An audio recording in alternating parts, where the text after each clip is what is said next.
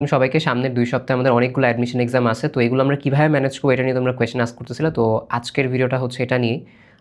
তোমরা অলরেডি জাবির ইউনিট দিয়ে আসছো আজকে। এর আগে তোমরা মেডিকেল দিছো, অনেকে খুলনা ইউনিভার্সিটি দিছো। তো আমাদের সামনের 2 সপ্তাহে যে এক্সামগুলো আছে সেগুলো হচ্ছে জগন্নাথ আছে, ডিউ এ আছে, জাবি এ আছে, তারপরে তোমার সিইউ আছে, তারপরে তোমার অ্যাগ্রি আছে, আর তার ঠিক একটু পরে গিয়ে রাজশাহী ইউনিভার্সিটি আছে। তো এই মোমেন্টে আমাদের প্রিপারেশন কীভাবে নেওয়া উচিত আজকে ভিডিও সেটা নিয়েই। তো ভিডিওটা শুরু করার আগে একটা কথাই বলবো, তোমরা হচ্ছে এখন হতাশ হও না, ঠিক আছে?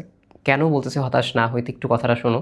তোমরা অলরেডি কিন্তু কয়েকটা এক্সামই দিছো, এবং কয়েকটা এক্সাম দেওয়ার পরে তোমরা সবচেয়ে বড় যে সংকটে ভুগতেছো সেটা হচ্ছে সেলফ কনফিডেন্স। তোমাদের কাছে মনে হচ্ছে যে আচ্ছা আমি তো এই এক্সামই পারিনি, আমার সামনে কী হবে। বিশেষ করে মেডিকেলে অনেকে না হওয়ার পরে চিন্তা করছো ভাই আমার তো মেডিকেলেই হয় না, সামনে কিছু হবে কিনা। আবার অনেকে হচ্ছে খুলনা ইউনিভার্সিটি দিছো, ভালো হয়নি। অনেকে আজকে জাবি দিয়ে দিছো, মনে করতেছো যে ভাই কী হবে আমার, আমি তো জাবি দিতে ভালো করতে পারিনি। মানে তোমরা এখন সবচেয়ে বড় সংকট যেটা সেটা হচ্ছে সেলফ কনফিডেন্সের অভাবে ভুগতেছো।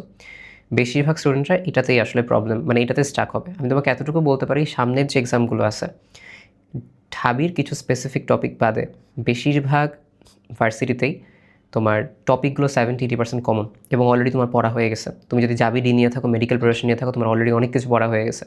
জাস্ট এখন লাস্ট মোমেন্টে একটা ছোট্ট পারফেক্ট রিভিশনের দরকার হবে, জাস্ট রিভিশন, নট লাইক তুমি অনেক কিছু তোমাকে নতুন করে পড়তে বলবো, ঠিক আছে? সো কথাটা হচ্ছে এইটাই, তুমি এক্সাম হলে যাওয়ার পরে একবার সবই কমন লাগতেছে, বাট তোমার মনে হবে যে ভাই একটু পড়লে, মানে একটু রিভিশন দিলে হয়তো আমার, এই আফসোসটা তোমাদের কাছে হবে। সো আমি তোমাকে এতটুকু বলতে পারি যে দেখো, হতাশ হওয়ার কিছু নেই। সামনের এই যে 2 সপ্তাহ আছে, এই 2 সপ্তাহে সেই ভালো করবে যে অলরেডি কনফিডেন্ট থাকবে।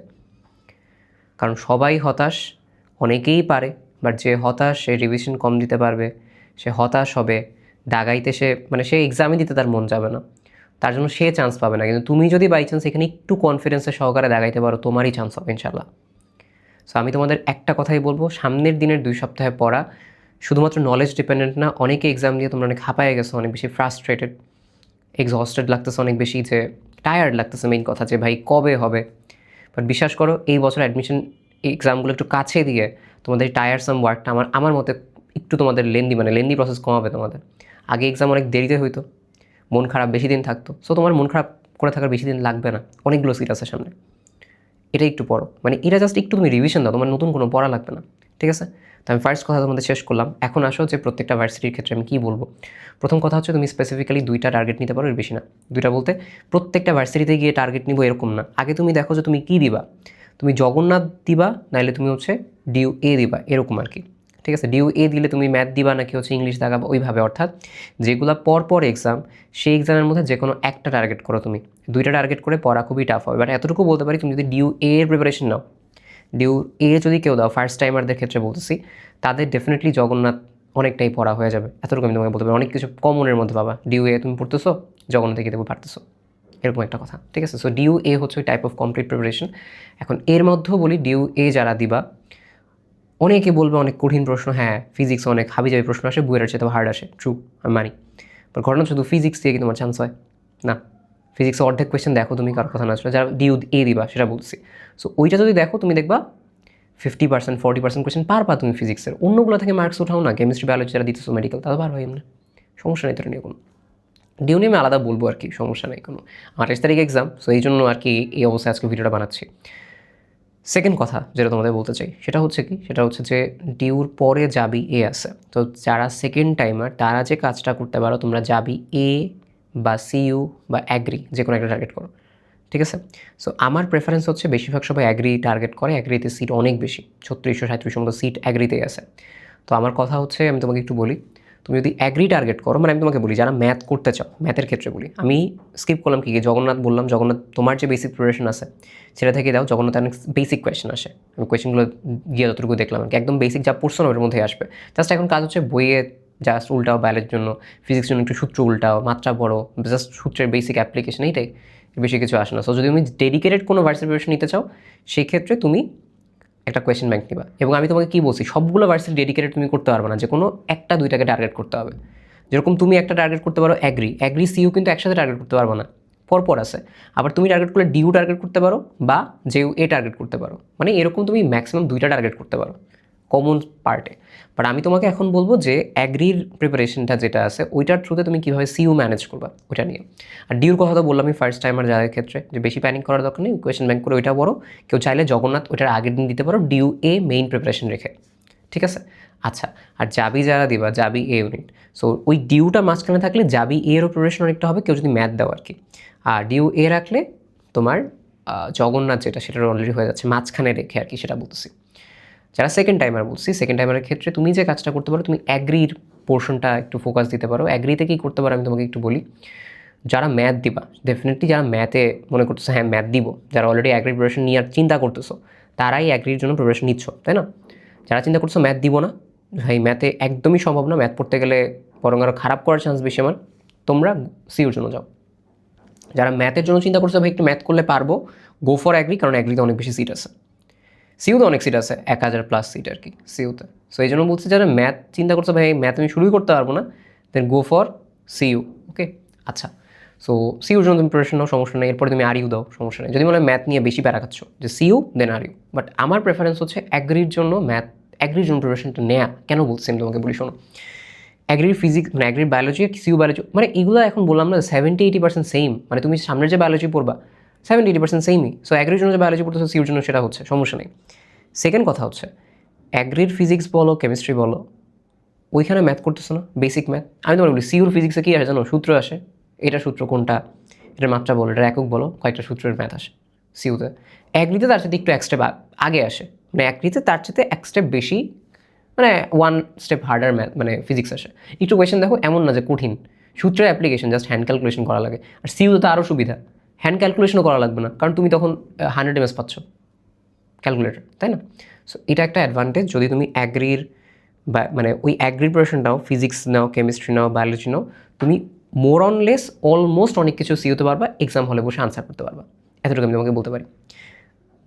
মানে প্যারাটা হচ্ছে তোমার ইংলিশও দেখবা, ইংলিশ অলমোস্ট সেম প্রিপারেশন নিলে, ধরো তুমি সিইউর ইংলিশ পড়লা বা অ্যাগ্রি ইংলিশ পড়লা, সেমই পাবা, জাস্ট কোয়েশ্চেন ব্যাংকটা দুইটা সলভ করে ফেলবা, একটা টপিক পড়তেছো সলভ করে ফেলবা, প্যারা নেই কোনো। বাট অ্যাগ্রির জন্য তুমি অ্যাগ্রির কোয়েশ্চেন ব্যাংক পড়লেও যদি টাইপ ওয়াইজ ভালো মতো করে যাও, সিইউর অনেক ম্যাথ পারবা, মানে ম্যাথ বলতে ফিজিক্স, কেমিস্ট্রি, বায়োলজির কথা বললামই তো, অনেক কিছু অলরেডি পড়ে ফেলছো, নতুন কিছু পড়ার কিছু নেই। পরের কথাটা বলি, ম্যাথের ক্ষেত্রে সমস্যাটা ম্যাথের ক্ষেত্রেই, তোমার ডিসিশনটা এই জায়গায়, ম্যাথ করবা নাকি করবা না। ম্যাথ করতে গেলে ডেফিনেটলি তোমার টাইম যাবে কিছু। সো ম্যাথ করলে অ্যাগ্রির জন্য অ্যাডভান্টেজ পাবা, সিইউতে ম্যাথ করা লাগতেছে না, আমি ধরলাম তুমি সিইউতে ম্যাথ দিচ্ছ না, ধরলাম। সো সেই ক্ষেত্রে একটা কথা।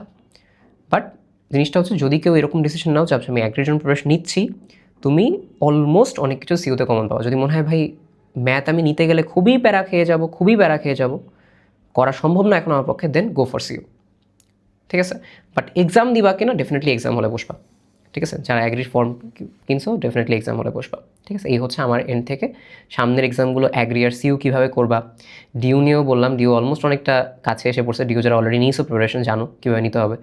টপিক ওয়াইজ পড়ে, ফিজিক্সের বেসিক টপিক ওয়াইজগুলো পড়া, জাহাঙ্গীরনগরের সরি তোমার জাবি ইউনিটেরও সেম কথা, এটা নিয়ে আর বলার কিছু নেই। জাবি ডি ইউনিট যেভাবে তোমাদের অ্যানালাইজ করছিলাম, সো জাবি এ হয়তো আমার পক্ষে করা সম্ভব হবে না, আমার এক্সামই আছে তোমার এই 2 দিন পরে, আবার কতগুলো এক্সাম হবে আর কি আমার। এক্সাম দিয়ে আমি তোমাদের যে অ্যানালাইসিসগুলো সিইউ অ্যাগ্রি, সিইউ অলরেডি করে ফেলছি, সিইউ অ্যাগ্রির জন্য বেশ কিছু অ্যানালাইসিস করে ফেলছি, কালকে থেকে ইনশাল্লাহ পেয়ে যাবা। এক্সামের মাঝেও রেডি করছি আর কি, বায়োলজি আর ফিজিক্সে সিইউর জন্য আর কি, অ্যাগ্রির জন্য এটা করতেছি কাজ, সমস্যা নেই। সো মেইন কথা হচ্ছে এটাই তোমাদের আসলে বলতেছি যে সিইউ অ্যাগ্রি, আরইউ নিয়ে পরে কথা বলবো, আরইউ অনেক পরে আছে, সেম কথা, সামনে যে এক্সামগুলোই আছে। আমি একটু সাম আপ করি আজকের ভিডিওটা। প্রথম কাজ হচ্ছে তোমাকে 1টা বা 2টা টার্গেট করতে হবে যে আমি এই 2টাতেই মেইনলি প্রিপারেশন নিব। তোমরা সবচেয়ে বেশি কনফিউজড হবে সিইউ আর অ্যাগ্রি নিয়ে, তাই না? তো এই জন্য এটা নিয়ে ডিটেল কথাবার্তা বললাম। জাবি এ, তোমার টিইউ আর যে জগন্নাথ, এটা নিয়েও কথাবার্তা বললাম। সো মেইন কথা হচ্ছে যে কোনো 2টাকে টার্গেট করতে পারো ম্যাক্সিমাম। যেটাকেই টার্গেট করতেছো এটার কোয়েশ্চেন ব্যাংকটা ধরে যে টাইপটা আছে, কাইন্ডলি টাইপটা একটু বোঝো। কেন বলতেছি, জাবি ডিতে অনেকে এক্সাম দিয়ে এসে বলছো ভাই মেডিকেল প্যাটার্ন হয় নাই। তোমাদের তো আগেও আমি বলছি মেডিকেল প্যাটার্ন তো জাবি ডি না, অলমোস্ট সেম, বাট ডেফিনেটলি কিছু কোয়েশ্চেন ওরা মানে এক্সক্লুসিভলি কালেক্ট করে। জাবি ডিতে বায়োলজিতে সবচেয়ে বেশি মার্কস, তো ওই জন্য তোমাকে ওইখানে বেশি ফোকাস দিতে হয়েছে। সো অনেকে প্যাটার্ন না দেখেই চলে গেছো। সামনে যে এক্সামগুলো আছে অ্যাটলিস্ট প্যাটার্ন দেখে গেলে অল্প পড়া থাকে, মাথায় সহজে নেওয়া যায়, মাথায় সহজে নিলে তুমি মানে এক্সাম হলে অ্যাকিউরেসি মানে মেনটেন করে দাগাতে পারো, ঠিক আছে?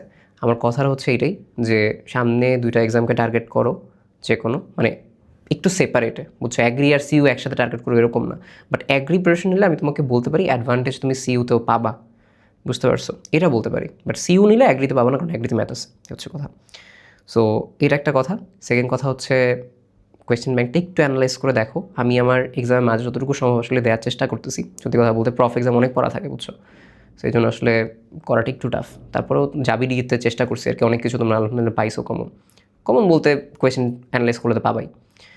আর 3 নাম্বার কথা, এটা সবচেয়ে গুরুত্বপূর্ণ। সামনে তোমার এখন আজকে এক্সাম দিয়ে হতাশ লাগতে পারে, কালকে এক্সাম দেওয়ার মানে রেজাল্ট যদি যাবি ডিয়ার দেয়, মনে হতে পারে চান্স পাবো না, মন খারাপ হইতেই পারে এটা। বাট বিশ্বাস করো, তুমি যদি একটু এখন এই কদিন পড়ো, মানে একটু কদিন বলতে পড়াও না, রিভিশন দাও জাস্ট, তুমি সামনে বিশ্বাস করো মন ভালো ঈদের সময় বেশি লাগবে না, সবাই হতাশ। সো যারা এই ভিডিওটা দেখতেছে, আমি জানি সবার কাছে যাবে না, কারণ ম্যাক্সিমাম মানে ধরো এক্সাম যারা দেয় তার 5% বা 6%-এর কাছে আমার ভিডিওটা যাবে। তো 5% বা 6%ও যদি একটু চেষ্টা করো, অ্যাটলিস্ট হতাশ না হয়ে এক্সামগুলো দেওয়ার, ইনশাল্লাহ সামনের যে কোনো একটা ভার্সিটিতে হয়ে যাবে, একরির মধ্যেই হয়ে যাবে, বুঝছো? আরেও যাওয়া লাগবে না। বাট তারপরেও বলতেছি হতাশ হয়েও না, এক্সাম আসে অনেকগুলো, ঠিক আছে? এবং পড়া অনেক কিছু হয়ে গেছে, লাস্ট মোমেন্টে একটু গুছিয়ে জাস্ট একটু রিভিশন দিতে পারলেই হবে। ওকে, আবার বলতেছি মন খারাপ করো না, ঠিক আছে? মন খারাপ করো না, ফ্যাটিক হয়েও না, ক্লান্ত হয়েও না, হতাশ হয়েও না। সামনের এক্সামগুলোর জন্য জাস্ট তোমার একটু কনফিডেন্স দরকার, একটু কোয়েশ্চেন ব্যাংকে অ্যানালাইজ করা দরকার, সেম টপিকগুলো বারবার পড়া দরকার, যেন এক্সাম হলে গিয়ে অ্যাকুরেটলি দাগাতে পারো। হাবিজাবি টপিক বাদ, হাবিজাবি টপিক পড়ে এক্সাম হলেও ভালো মতো দিতে পারবো না। সো যেগুলো আমি পারি ওইগুলো যেন ভুল না হয়, এটা এনশিওর করো, ইনশাল্লাহ সুন্দর চান্স হবে। ওকে, সো আল্লাহ হাফিজ সবাইকে। দেখা হবে কোনো একটা অ্যানালাইসিস বা হচ্ছে কোনো একটা রিভিশন ক্লাসে। ওকে, আল্লাহ হাফিজ।